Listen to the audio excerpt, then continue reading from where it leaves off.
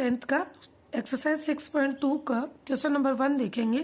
Question number 1 जो है उसके अंदर ये दे रखा है कि दो अलग अलग फिगर दे रखे हैं, लेकिन दोनों की ही कंडीशन क्या है कि DE जो है वो BC के क्या है, पैरेलल है। तो इसमें थ्योरम 6.1 लगेगी। यहाँ से देखो ये BC जो है वो DE के पैरेलल है, तो यहाँ से सबसे पहले लिखेंगे अपन A और B, क्योंकि इसमें जो बची हुई दो साइड है वो कौन कौन सी है, AB और AC। तो यहाँ से लिख दिया AB और यहाँ लिख दिया AC।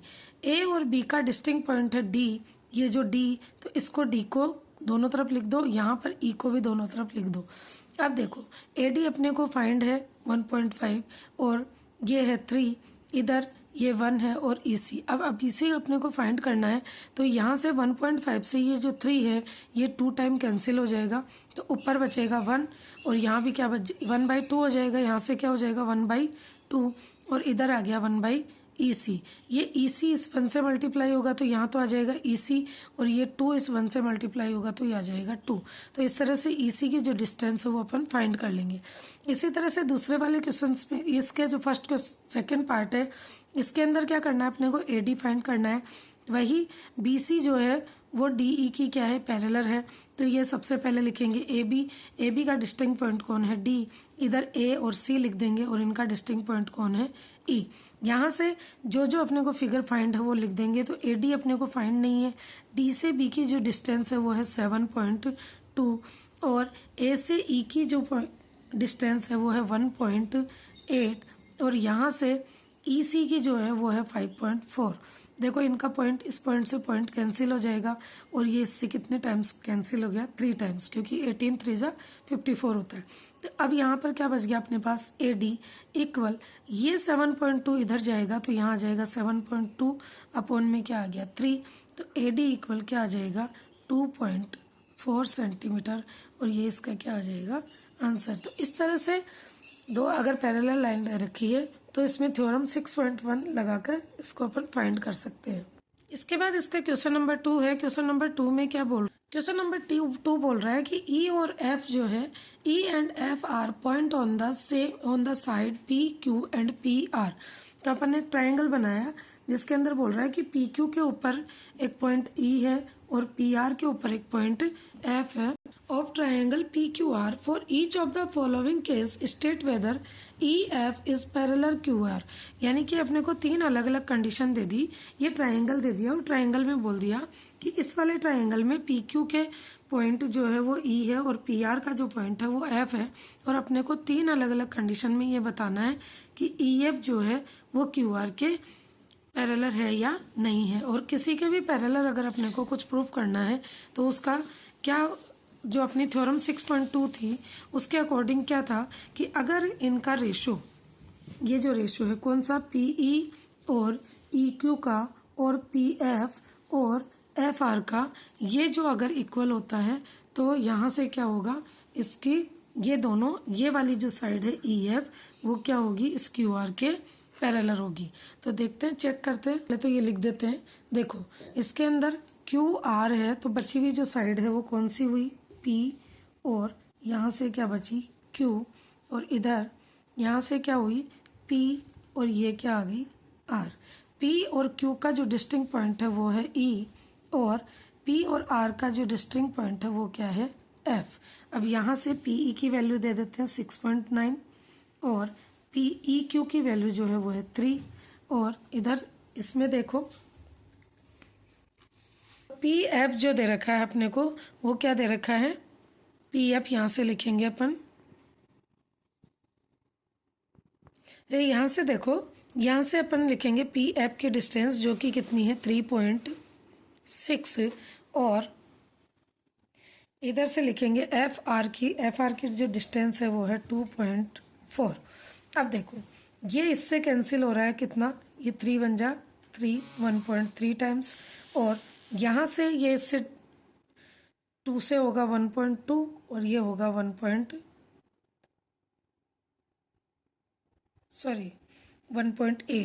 तो इनका जो रेशियो है वो इक्वल नहीं आ रहा है यहाँ से। तो यहाँ से अपन कह सकते हैं कि ये जो है इसके इक्वल नहीं है। तो यहाँ लिखेंगे PE upon EQ is not equal to F P F upon F R, therefore E F जो है, ई एफ वो is not parallel Q R, ये जो है इसके पैरेलल नहीं होगी। सेकेंड कंडीशन में यहाँ पर पी ई की जो वैल्यू दे रखी है वो 4 दे रखी है, क्यू ई की 4.5, ये पी 8 और ये 9। तो अपने पास जो पी ई अपॉन क्या दे रखा था, P E upon P F, तो यहाँ से पी ई की वैल्यू आ गई कितनी 4, और ई क्यू की वैल्यू जो आएगी वो आ जाएगी 4.5 इक्वल पी एफ की वैल्यू जो दे रखी है वो 8, और यहाँ से ये आ गई इससे, ये इससे 2 टाइम्स कैंसिल हो रहा है, ये इससे 2 टाइम्स कैंसिल हो रहा है, तो यहाँ से इसका ये आ गया 1/1 और यहाँ से आ गया 2/2, इससे फिर ये कैंसिल हुआ 1/1, यानी कि ये इक्वल आ रहा है। तो यहाँ से अपन लिख सकते हैं कि पी ई जो है वो E Q equal P F upon F R आ रहा है, इसलिए अपन क्या बोल सकते हैं कि ये जो ई एफ है वो पैरेलल होगी किसके, पी आर, क्यू आर के पैरेलल होगी। तो अपने को सिर्फ इस क्वेश्चन में ये चेक करना है कि ये पैरेलल होगी या नहीं होगी। तो अगर ये रेशो इक्वल आता है तो पैरेलल होगी, अगर ये रेशो इक्वल नहीं आता है तो नहीं होगी। तीसरे क्वेश्चन में क्या दे रखा है, पी क्यू की वैल्यू दे दी और पी आर की वैल्यू दे दी, जबकि अपने को तो ई क्यू और इधर पी ई की वैल्यू दे रखी है और पी एफ की। देखो पी ई और पी एफ की वैल्यू तो अपने पास है, लेकिन ई क्यू और एफ आर की वैल्यू नहीं है।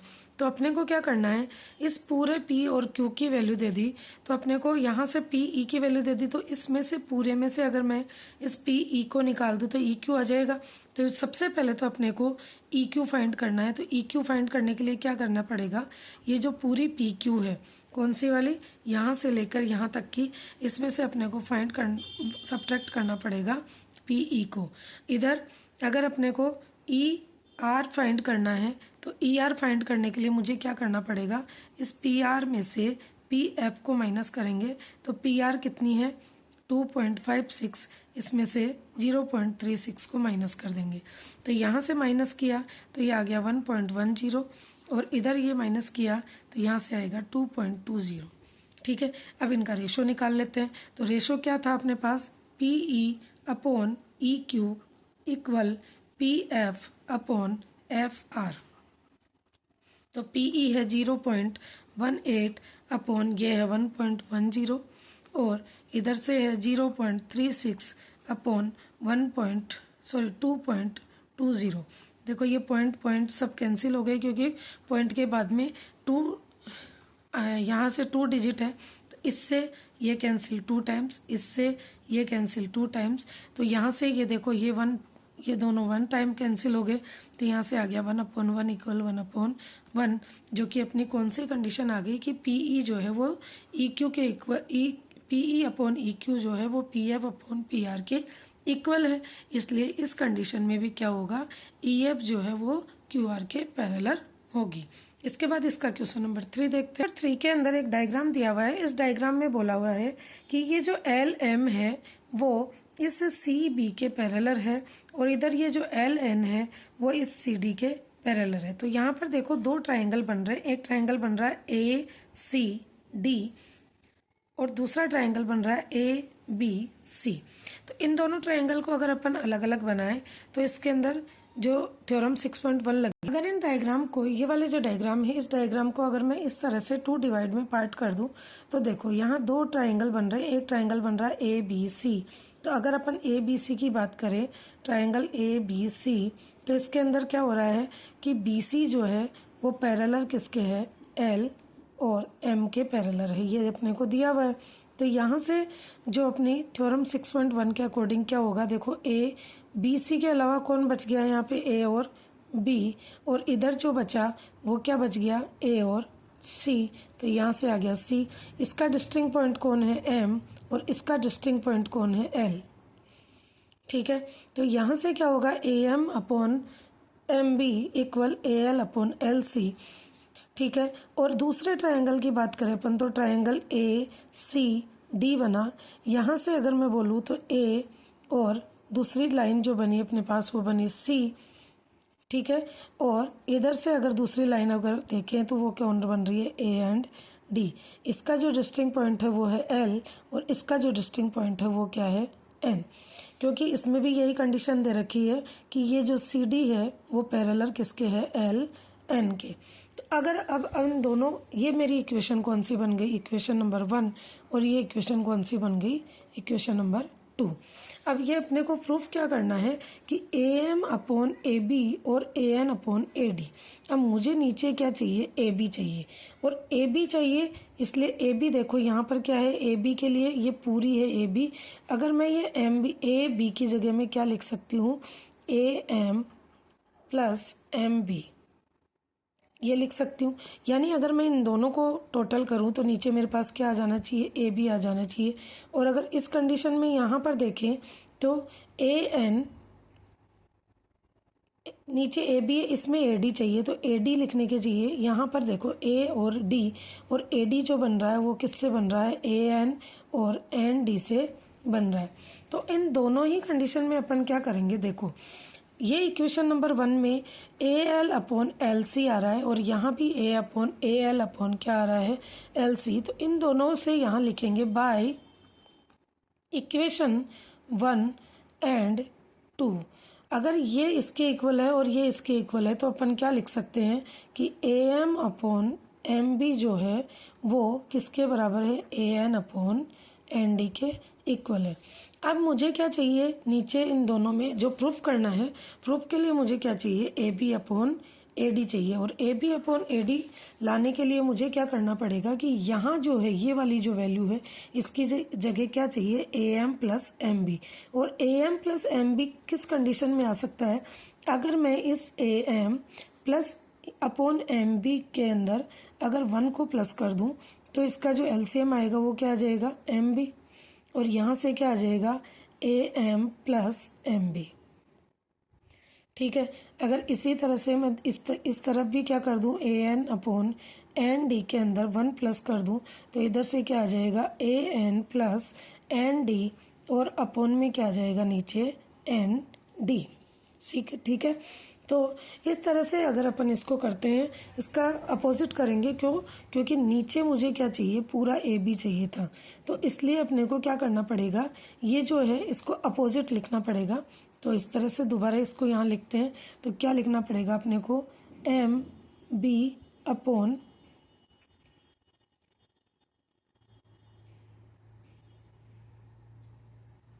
को देख लेते हैं। देखो अब A M upon M B, A M plus M B है तो इसकी जगह मैं लिखूंगी A B upon M B, और इधर से क्या लिख दूंगी, A D upon N D.